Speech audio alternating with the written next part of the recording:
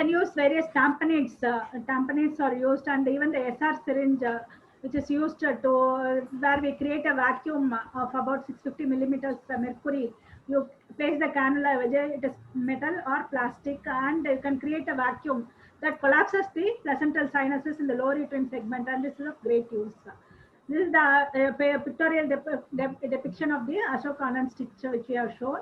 And always to our rescue, our urologist or even trained senior obstetricians are doing internal iliac ligation, which decreases the mean arterial pressure and by 60 to 85%, and the blood flow is also reduced. That really helps. So the next case will be about the placenta accreta. Accreta, she's gravida 3, para 1, live 1, previous LSCS 34 weeks. Placenta found to be low lying at 20 weeks scan. Repeat scan done at 32 weeks showed placenta anterior with the features suggestive of accreta. It was asymptomatic. Patient admitted for safe confinement.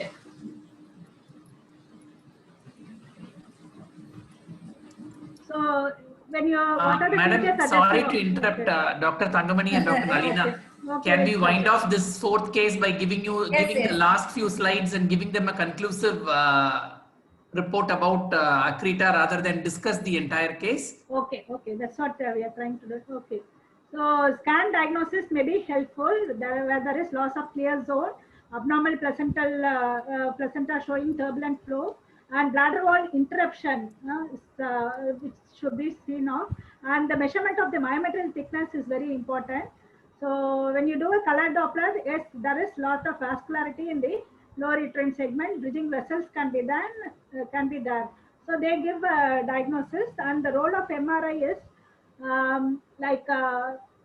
they have an equal degree of pickup, but here it has advantage in giving the depth of invasion, and any lateral extension of the myometrium to the myometrium, parametrium can be picked up, and it is very useful in the posterior placenta previa. In MRI, the uterine bulge, the presence of uterine bulge and heterogeneous echoes within the placenta and intraplacental fetal bands are there. So we have to time earlier, plan between 35 to 35, 6 plus 6 weeks, depending upon the fetal maturity. So we have to anticipate a massive obstetric hemorrhage, and the risk of lower uterine tract damage is more, need for transfusion, and never hesitate for hysterectomy. As far as possible, try to avoid the placenta, go high as such, deliver the baby. Meanwhile, exteriorize, go for uterine artery or other Ashok Anand stitch, and you can wait for the placental separation. If it separates, well and good. Otherwise, we may have to go for peripartum hysterectomy as early as possible. So senior persons, blood and tamponates can be used. So triple P procedure we have to see of. So we will skip the vasa previa and a word about rupture uterus. Okay. Dr. Nalina. Yes. So are you coming to the conclusion? Yes. Yeah, what we can do is, if there are any questions for this session, let's request the postgraduates to post it either in the question answer or the chat box. Both of you can kindly take up all those questions and answer it in the chat box and the question answer box. Is that okay? Yes, okay. Thank you very much. Thank you. Thank you so much. We may not have time to discuss the cases, so the question answered in the chat box, because there are 10-15 questions. Kindly take some time to answer them so that they are also happy, and we can close the session on time. And it was a fantastic discussion, Dr. Nalina and Dr. Thangamani, and thank you very much for logging in. And it was a wonderful session. Thank you very much. Thank you, sir. Thank you very much. Now we are coming to the last topic of the evening. It's obstetric drills, and we have two enthusiastic, energetic consultants, senior faculty to be part of this program. I invite Dr. Rajeshri, consultant at Cloud9 Hospital. Her special interest is in high-risk pregnancy. And I also invite our bubbly Auxi member, office bearer, Dr. Sumati Premanand. She also has special interest in high-risk pregnancy, and both of them are capable of giving you a very good outlook to all the postgraduates on how obstetric drills can go about. So without further delay, I hand over the proceedings because we are running short of time. Dr. Sumati Premanand and Dr. Rajeshri, please take over. Dr. Sumati.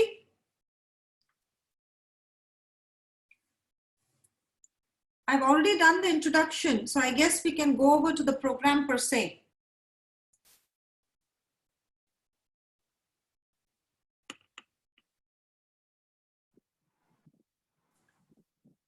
Priya? Yes. Okay. Have you requested both the speakers to wait till this thing is over? So if there are any discussion questions, they can take it. No, that's why I told let them take it in the question answer box or in the chat box because we're running short of time.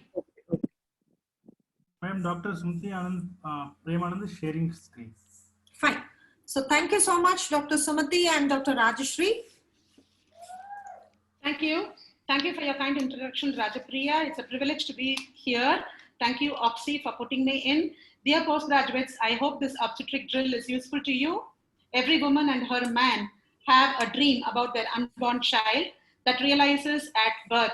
We as obstetricians have one of the greatest responsibilities any medical field can offer. I'm going to do the obstetric drill with you. I intend covering instrumental vaginal delivery and manual vacuum aspiration of uterus. I promise not to bore you. I will be short and let me go on.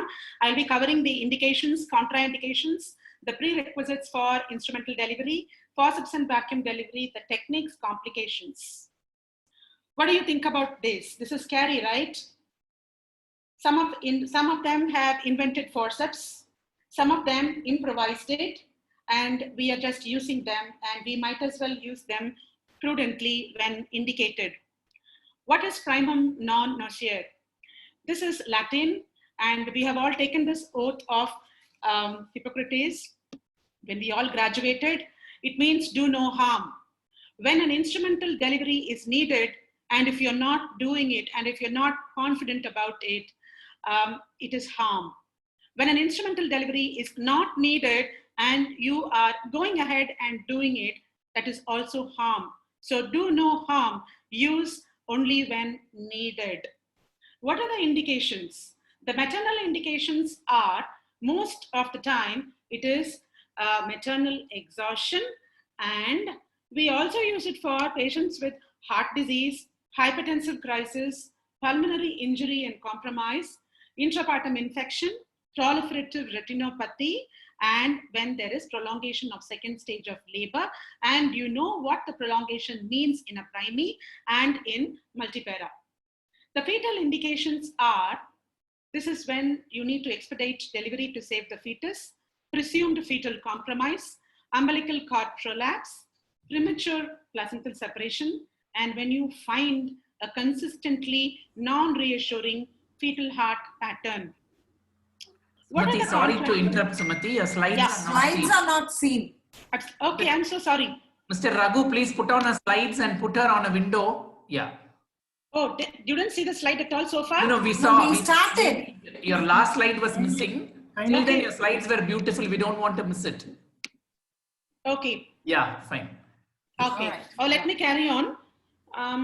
Just fine. Go to the slide sort of view. Yeah. Going on. You can see play, madam. Yeah, fine.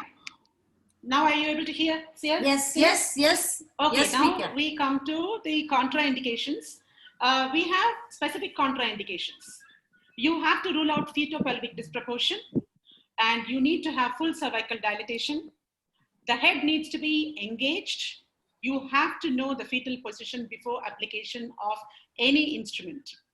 Fetal bleeding disorders, fetal fracture predisposition, prematurity of the fetus, and if you find that the fetal scalp is already upbraided, or if you find some trauma in the fetal head, avoid instrumental deliveries.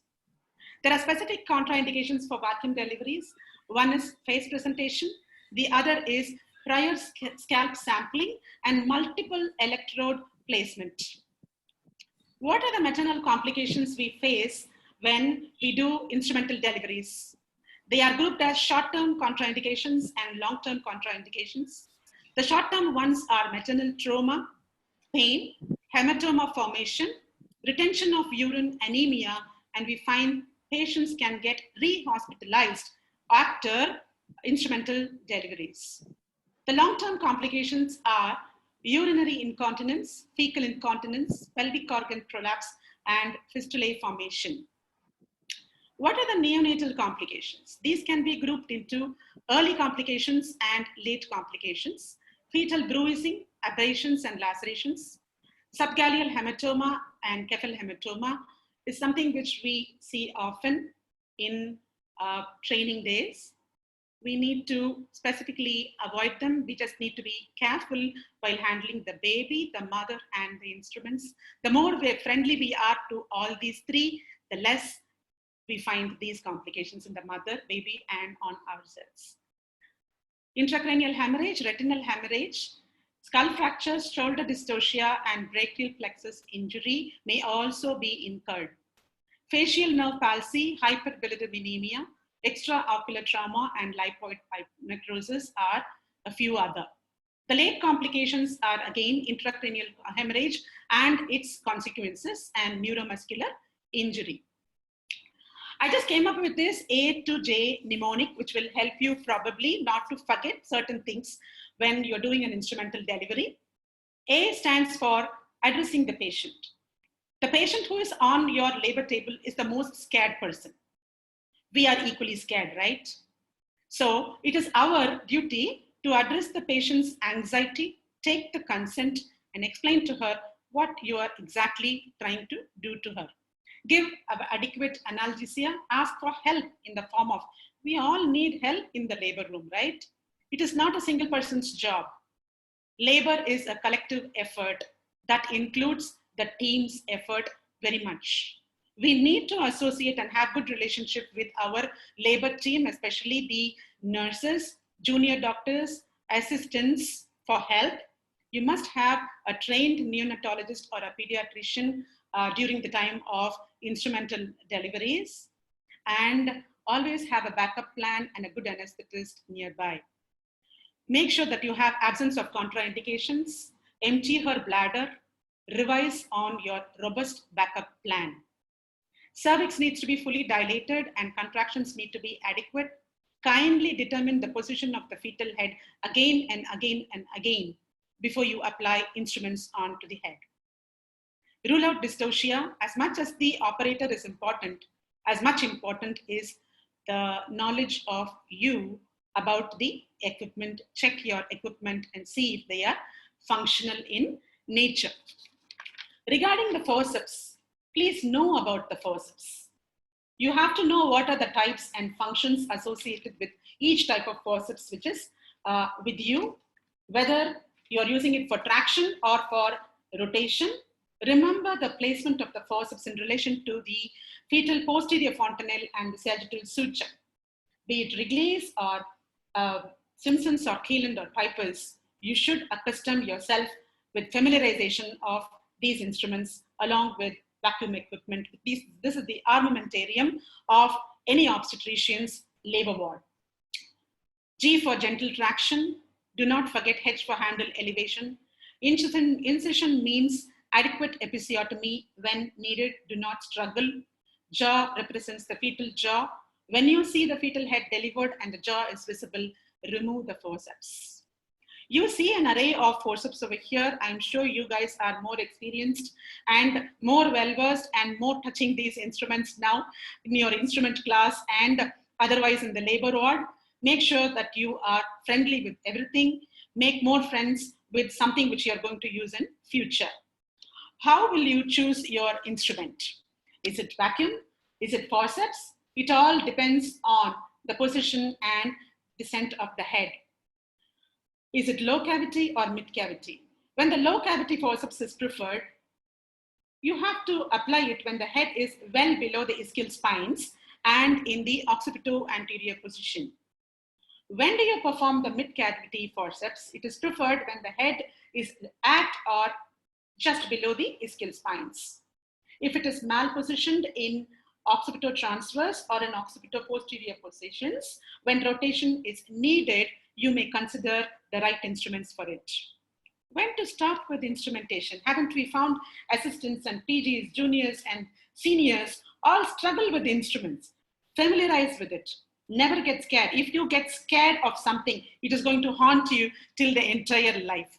Once you are going to learn them, familiarize with them, you will be a master of them, definitely. You have to use a minimum required force to sustain the advancement of the fetal head. With practice, you will know that this is happening. There needs to be 3 uterine contractions, around that much, for an effective delivery to be completed. When you do not find that there is any progress with it, kindly do not keep pulling on instruments, because it means not your judgment.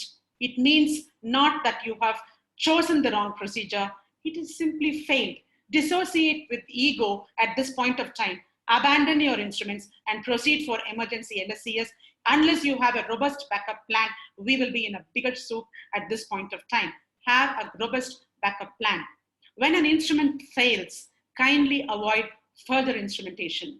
Many times we see people struggling with one forceps to another, repeating the forceps and repeating the forceps to vacuum and vacuum to forceps. Kindly avoid. Be familiar and be very strong and firm in your ideas. Okay?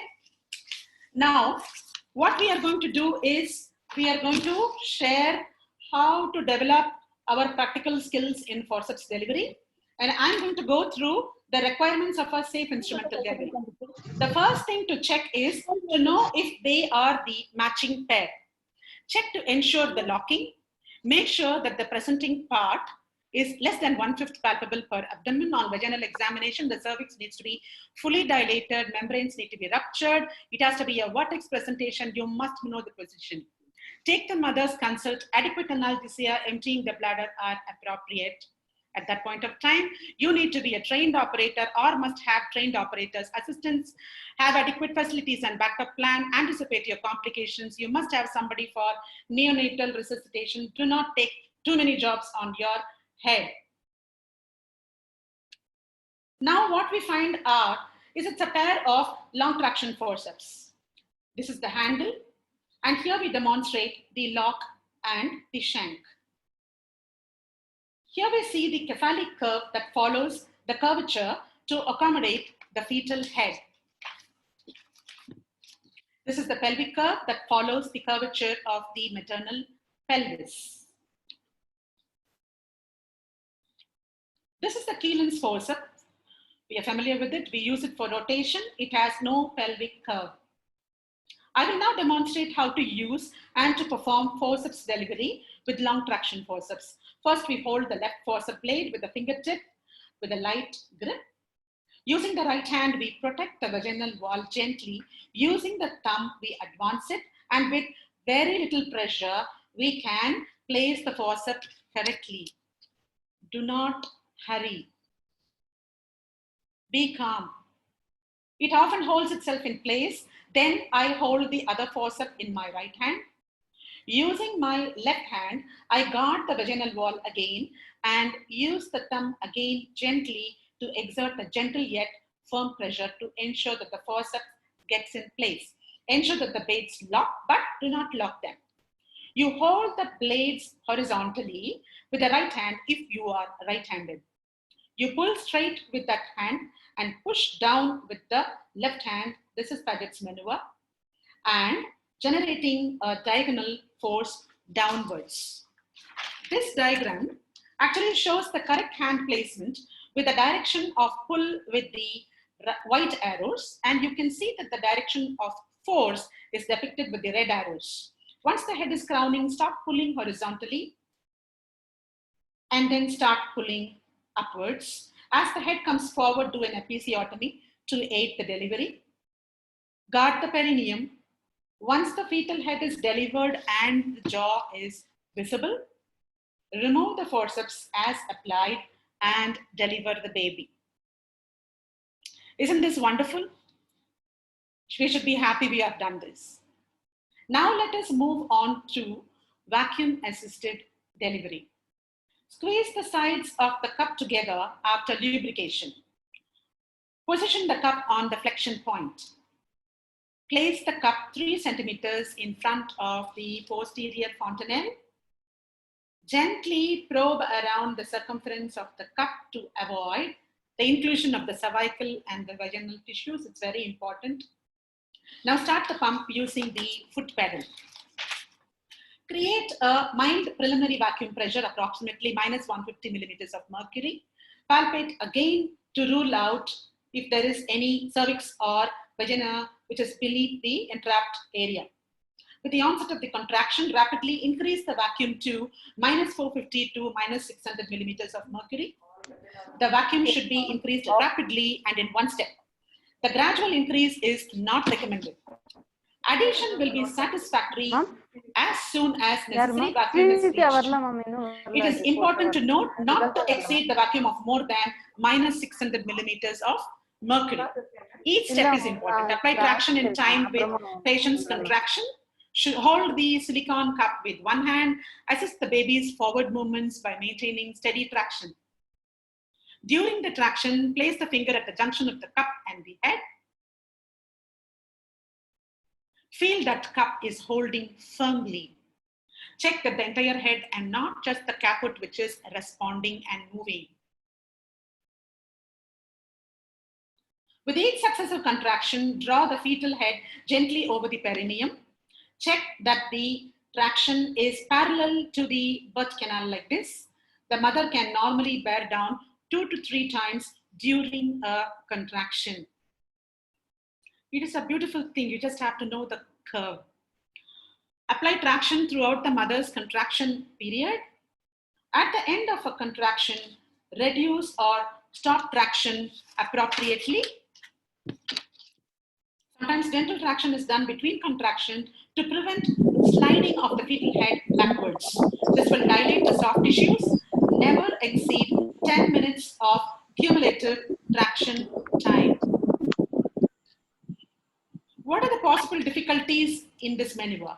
If the cup separates from the fetal scalp, it may be due to the wrong technique which we have been using all the while. Should this occur, check for the trauma to the fetal scalp before reapplying the cup. Your decisions are important. Avoid sudden jerks like this. Don't we all do this? Or didn't we all do this when we were postgraduates? Don't do that. Apply appropriate and steady traction. During this time, if the adhesive force is about to be broken, air will be sucked under the cup, producing a visible hissing noise. Traction should then be discontinued and the cup should be allowed to adhere again. Correct the direction of the traction and resume when the patient's next contraction begins. The need for episiotomy is something which you decide. In instrumental delivery, you have to make sure that you know that it is needed.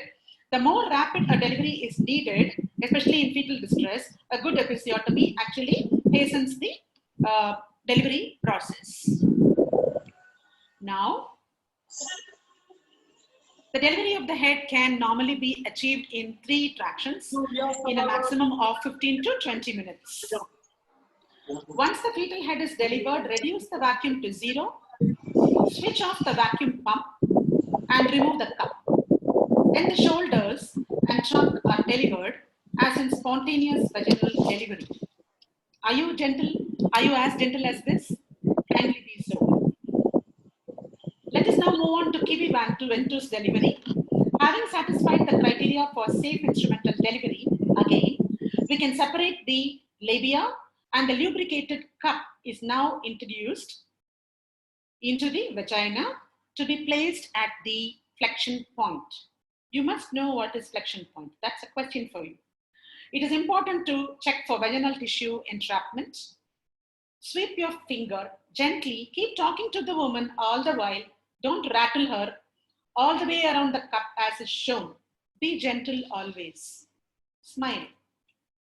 That is the anterior fontanelle and the lambda is the posterior fontanelle. The flexion point is about 3 centimeters in front of the posterior fontanelle. You should be able to identify this. Inflate the pump to 0.7 bar, and this is how we place the Kiwi cup. It is a simple thing. We all do that now. Then we pull downwards We may use an episiotomy. Now we pull downwards. On crowning of the fetal head, we know it changes, and then we pull upwards. Look at the hands and how gentle it is done. It is still possible to do such a good procedure. Once the fetal head is delivered, the vacuum is released by pressing on the vacuum release button, and then you deliver the baby. We now move on to the manual vacuum aspirator. The syringe is specifically designed to apply suction to the uterine cavity. The vacuum is generated inside the device. A high degree of suction is created, which is needed. The length of the cannula is about 22 centimeters. They are all individually tested. It's been there for years together. Systems come with single valve or with double valve. Familiarize the instrument. Attach the cannula in step 1 into the syringe. Choose the size of your cannula. Make sure the valves are closed. Vacuum pressure is now complete. Lock it, and the vacuum is there inside for you. Insert the cannula into the uterus. And now release the valve to start the suction process automatically by suction. Now the products are inside. The lock is released. Empty the contents into a biohazard waste container.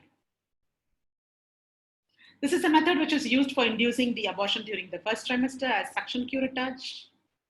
It's very frequently used. It's used for endometrial biopsy. We can procure endometrial specimen for histopathology.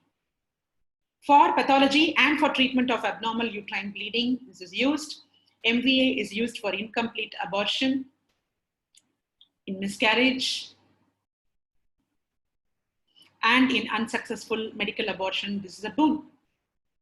Familiarize it. It's also used for silent miscarriage and termination of a small molar pregnancy, and used for chronic metritis, endometritis. It has a high success rate, MVA, in compared to traditional DNC. It can be used in early pregnancy than using DNC. 82% versus 76% of endometrial sampling ability. No general anesthesia is required for MVA. It's an outpatient procedure. Its rounded tip actually lowers the risk of pain and damage. Less equipment. It is small, very easily portable. You can carry it with you. It is cheaper. It does not require electricity. It makes no noise. And less fragmentation of products of conception. Severe pain doesn't result. Less than 50 days of amenorrhea is actually ideal for this. Pregnancy is ideal for this. The product has a 60 cc barrel, which is capable of producing the vacuum. Know the components, learn the components. The double valve kit comes with a sterile Carmen cannula of 6, 7, 8, 9, 10, and 12. Don't ask me why 11 is not there. You must be able to tell that. And a single valve one includes the cannula of 4, 5, and 6.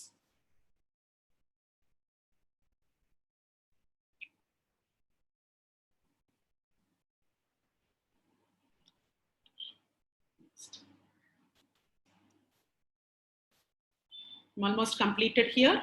Just have one more thing. Dear postgraduates, as much as the maternal consent is vital, documentation is equally important. Effective patient-doctor communication, firm knowledge and decision-making, and a legal cover is equally important. All are prudent in the role you are going to take up future as consultants and practice with us very soon in life. My best wishes for that, and Oxy will help you all the way. Become our members as soon as you graduate. All the best. Bye. Thank you, Dr. Sumati. I think it was lovely to see the video presentation you gave. It was like pretty illustrative how the ventouse, the forceps comes to aid in the labor ward, and even the MBA, you know, how important it is for us to use in different scenarios. I'm sure the postgraduates had a very visual, impressive treat. And I hope Dr. Rajeshri will take over next. And it was nice, Dr. Sumati, that you invited them to become Oxyans like how you and I are. Yeah. So Dr. Rajeshri, I think we have taken a long day, right? We are edging towards the later part of the evening and towards night. So Dr. Rajshri, I'm sure you're going to be as enthusiastic as the previous presenter. So let's continue with the drill. Rajshri, you're there? Yes, I'm there. Yeah. So we're having a lot of fancy doctors showing us fancy videos. Lovely.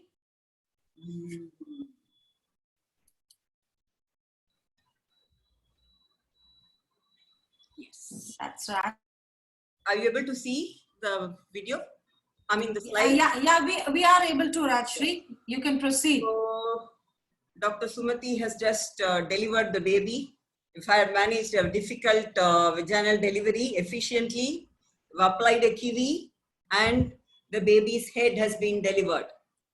The mother is relieved. She's from exhaustion. You're happy, but then you find that it's not over. It's not all over. You're not able to deliver the baby's shoulder. The shoulder doesn't come out. So shoulder dystocia is a major obstetric emergency. You need to act fast as the baby has to be delivered. The shoulder has to be delivered within 5 minutes.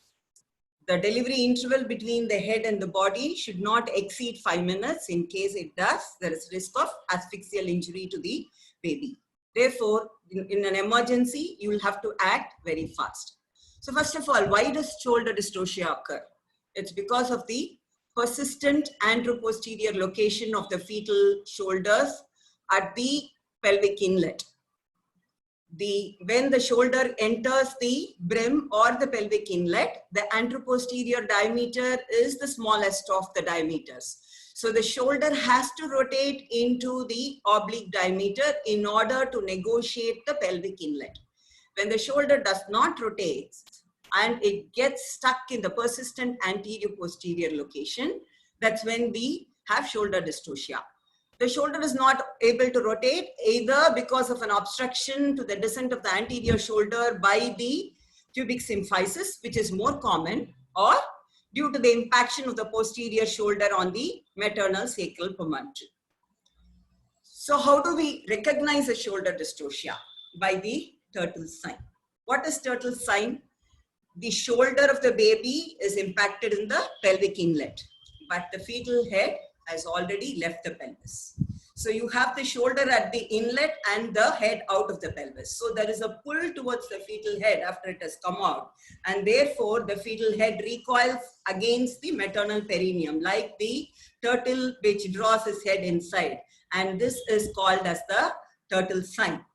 You have turtle sign. One more thing is you will not be able to deliver the fetal shoulder by gentle axial traction. Once the head is stopped, once the head is delivered, the fetal shoulder has to be delivered by gentle axial traction, meaning along the spines, along with maternal pushing. So if it is not delivered by gentle traction, then we know that yes, there is shoulder dystocia. Do not use forceful downward traction or lateral traction, because you know that the brachial plexus injury can happen as the nerves travel through the neck. So can shoulder dystocia be predicted? Can we prevent? There are so many risk factors: maternal diabetes and obesity resulting in macrosomia, multiparous lady having a large baby, previous history of macrosomia, shoulder dystocia, a prolonged second stage in labor, and use of instruments. But none of them are sufficiently sensitive to accurately predict occurrence of shoulder dystocia. And more than 50% of shoulder dystocia occur in babies which are not macrosonic and which lie less than 4 kilos. Therefore, shoulder dystocia is unpredictable, it is unpreventable. So what do you do next?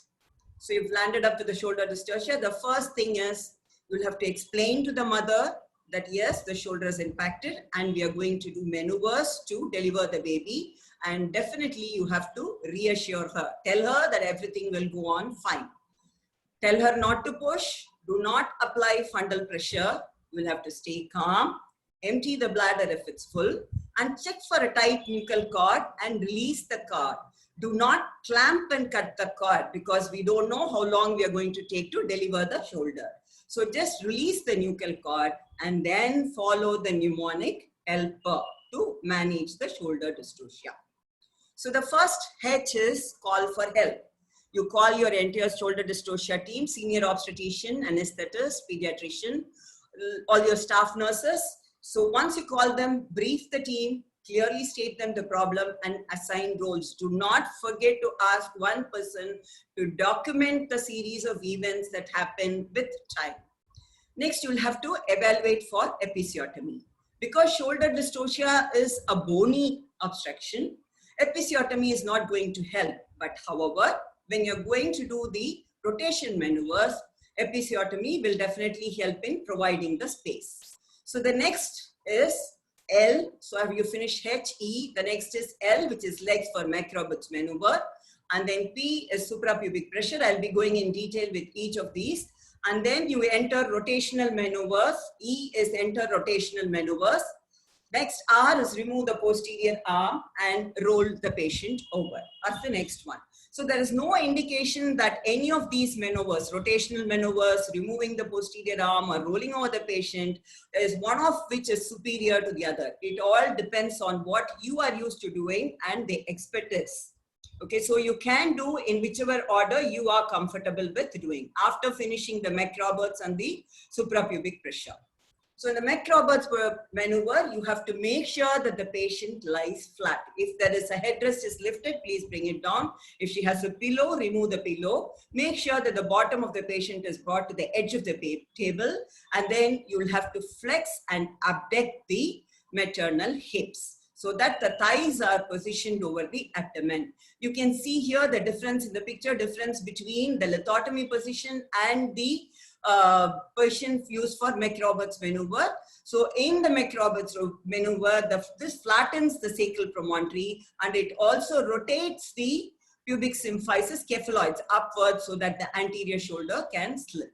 So McRoberts alone will resolve 40% of shoulder dystocia. In case it fails, then you will ask your assistant to give suprapubic pressure. So for that, you first determine the position of the fetal back, and then the pressure is given with the heel of the hand, and the sustained pressure is given in a lateral and downward direction towards the direction of the baby's face, just above the shoulder. If a sustained lateral downward pressure, this helps in adducting the shoulder. If it fails, then you can give rocking motion like you do in resuscitation. Like you do in resuscitation, you can do a rocking motion. So once you do that, this helps in adducting the shoulder and the delivery of the baby. So if that fails, then you go to the next maneuver, that is the rotational maneuver. So rotational maneuver attempts to rotate the anterior shoulder into the oblique plane. So from the anteroposterior diameter, the shoulder is rotated into the oblique plane so that it can shift, travel under the maternal symphysis pubis and it can be delivered. So here the shoulders are compared to the screw and the maternal pelvis is compared to the thread. So for the screw to pass through the thread, the shoulders must rotate. So don't try to pull, you rotate the shoulder and then deliver the fetus. So under the rotational maneuver, you have the two maneuvers. One is the Rubin's maneuver, where you reach the most accessible, put your fingers and put inside the vagina and reach the most accessible shoulder from behind. You reach it from behind and then you rotate it completely. So if the fetal spine is on the maternal left, you use the right hand and vice versa. So if this fails, you go in for the Woods corkscrew maneuver, where you progressively rotate the posterior shoulder 180 degrees in corkscrew fashion. Here the approach is to the posterior shoulder and it is from the front. You are seeing that the two fingers are in the front and the shoulder is rotated and it is brought back. So if this fails, you can approach the posterior shoulder from behind, which is called as the reverse corkscrew maneuver, or you can use a combination of Rubin's and Woods corkscrew maneuver with Rubin's on the anterior and Woods on the posterior, both rotating the baby shoulder in the same direction. If the rotation maneuver fails, then you go to the next R, which is remove the posterior arm. So what it does is removing the posterior arm converts the bisacromial diameter into the axilloacromial diameter. Once you remove one of the arms outside, so the diameter is no longer bisacromial, it is axilloacromial. So from 13 centimeters, it has come down to 11 centimeters, and thereby you can deliver the baby. So there are 3 maneuvers which use this removal of the posterior arm: the Barnum maneuver, the Mentico-Glow, and the posterior axillary sling traction. So in the Barnum maneuver, you insert a hand inside, you reach the elbow, flex the elbow, sweep the arm over the chest and deliver the posterior arm. Never grasp or pull on the hand. It is the arm that you're going to deliver. So if you're not able to reach the shoulder, if the shoulder is high up, then you go to the Mentico-Glow maneuver, where you insert 2 middle fingers in the axilla and pull the shoulder, posterior shoulder, to the curve of the sacrum. And once you're able to reach the elbow, then you can do the same maneuver as in Barnum maneuver, flex it over the chest and deliver the posterior arm.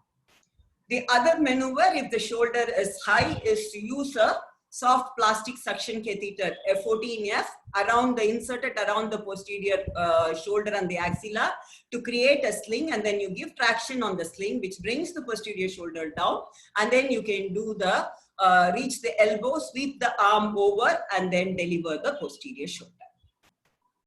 When this maneuvers fail, then you go to the final one where you roll the patient over. So the patient is lying on her hands and knees. So this increases the space in the hollow of the sacrum, and it also takes advantage of the gravity. You can either deliver the baby shoulder directly if it comes out, or you can use the above maneuvers to deliver the baby in this position. So when all these fails, then as a last resort procedure, you deliberate clavicular fracture is done, or the Zavanelli maneuver, which is a cephalic replacement of the cesarean delivery can be done.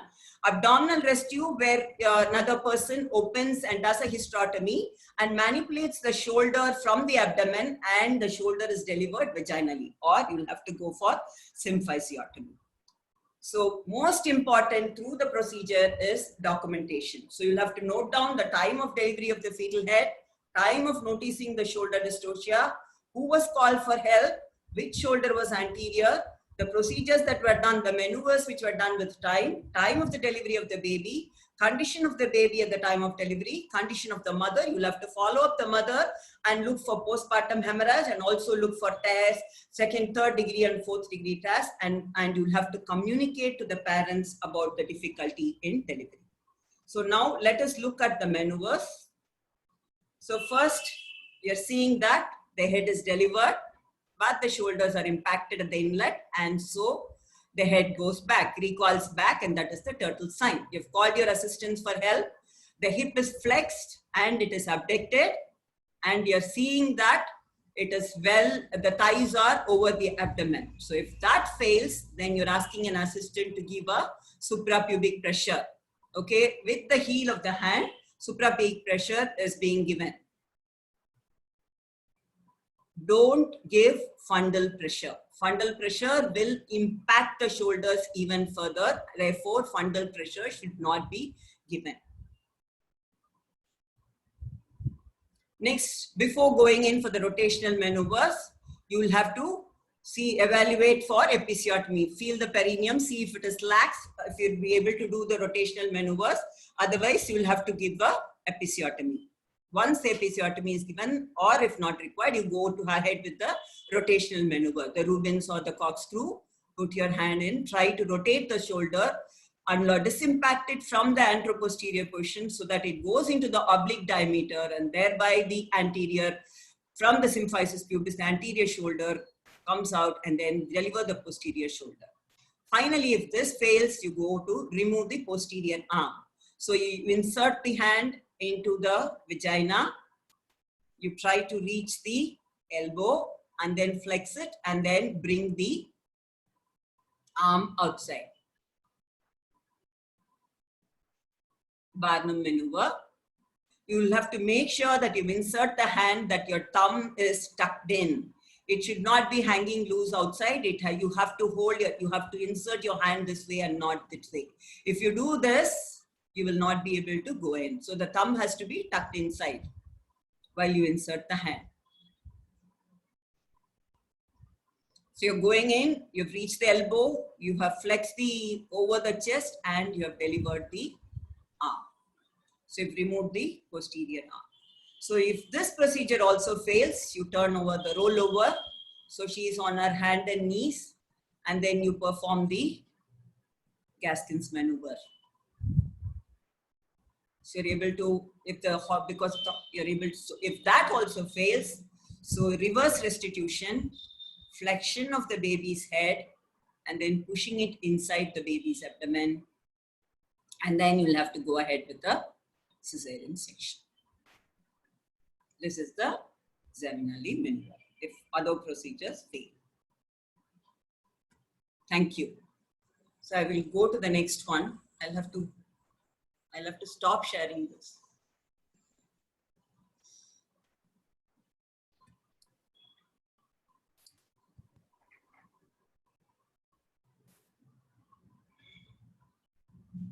That was very nice, Dr. Rajeshri. And I Thank think you. shoulder dystocia is one of the nightmare of the obstetrician, but I think the art of delivery, that's obstetrics Yes, is it's not all about. completed.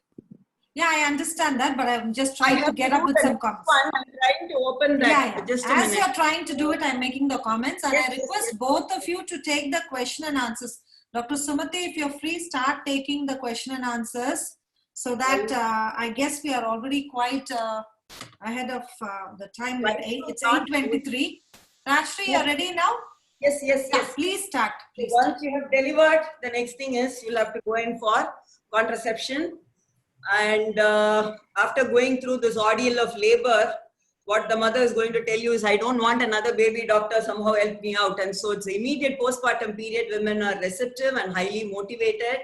And therefore, after undergoing the ordeal of painful labor, and therefore it's a right time, you have ruled out pregnancy during this period, and it is convenient to do it because they are already available in the hospital.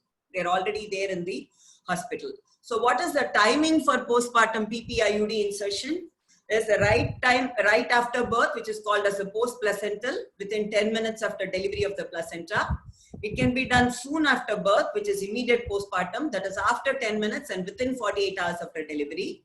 It can be done during cesarean section, which is intracesarean, or 6 weeks or more postpartum, which is called as the interval insertion. It should not be inserted between 48 hours and 6 weeks. So advantages is it's a long acting. The IUDs that are used are copper 380A and copper 375. Copper 380A acts for 10 years and 375 for 5 years. And it's a reversible contraceptive method, low cost. It's effective immediately upon insertion. It does not interfere with breastfeeding. It is relatively painless when done immediately postpartum. And because the uterine walls are thick, the risk of uterine perforation and infection are extremely low. And this is very, very important. And the greater number of the population coverage will be more when you do it in the immediate postpartum period. But the limitations are a slightly higher rate of expulsion, but with good technique, it is reduced to 4 to 5%, or the retention is about 88 to 92%. And the post-placental expulsion rates are much lower than the postpartum expulsion rate, but it requires training of the providers. Contraindications will be unresolved hemorrhage if they still have worrisome bleeding, if there is chorioamnionitis, if the membranes have ruptured for more than 18 hours, or if there is recent purulent cervicitis. So before insertion, you will have to get the pre-insertion screening form signed. You have to ask the woman whether she still desires for the IUCD. You check the antenatal record to see if there are any contraindications. If you have been counseled in the antenatal period, and if you have again counseled her in the postpartum period, you have ruled out all the contraindications, and the instruments are available and the IUCD is available. And then you go ahead with the procedure. This is the PP-IUCD tray, and the most important is the forceps. You know, the uterus will be about 30 centimeters and the normal will be about 24 centimeters, whereas this is 32 centimeters, that is the placental forceps, and therefore you are able to reach the fundus and insert the IUCD. Now we will look at the technique. So first insert a speculum. You inspect to see if there are no tears and there is no bleeding. So a spring speculum is inserted, and then you look at clean the cervix and the vagina with an antiseptic solution.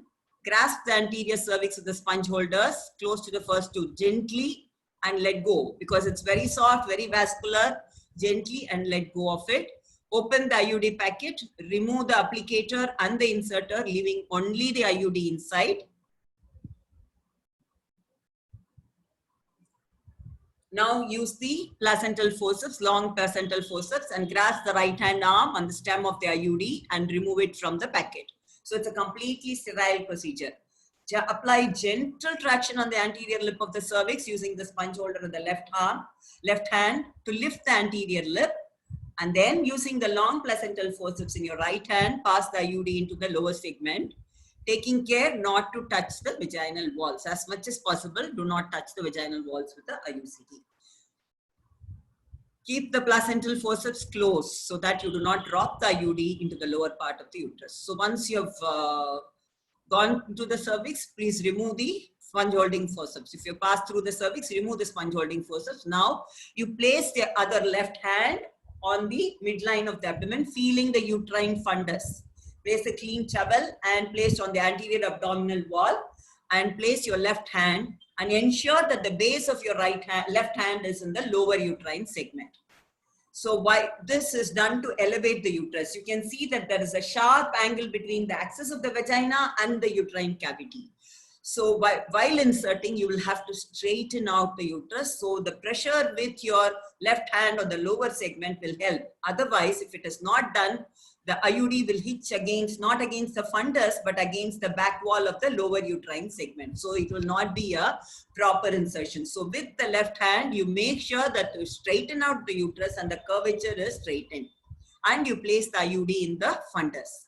So while maintaining pressure, in order to elevate the uterus, you move the long placental forces towards the umbilicus. That is until you reach the uterine fundus, where you will feel a slight resistance here. Plus you can feel with your left hand also, which is placed over the abdomen and positioned at the top of the uterine fundus. So when the indication that you are at the fundus means that the handle will be close to or at the perineum. You're seeing the handle close to or at the perineum. So keep the forceps closed throughout so that you do not drop the IUD in mid part of the uterus, as I've already said. And once it is done, now you open the forceps and keep it open as you bring it out so that you don't pull the thread when you come. Slowly remove the placental forceps. Avoid catching the thread and inadvertently pulling it out. So open, keep it open, and at the same time, stabilizing the angle of the uterus with your left hand through until the placental forceps has been completely removed so that it is out. Check the cervix, make sure that there is no bleeding and that the IUD cannot be seen near the cervix.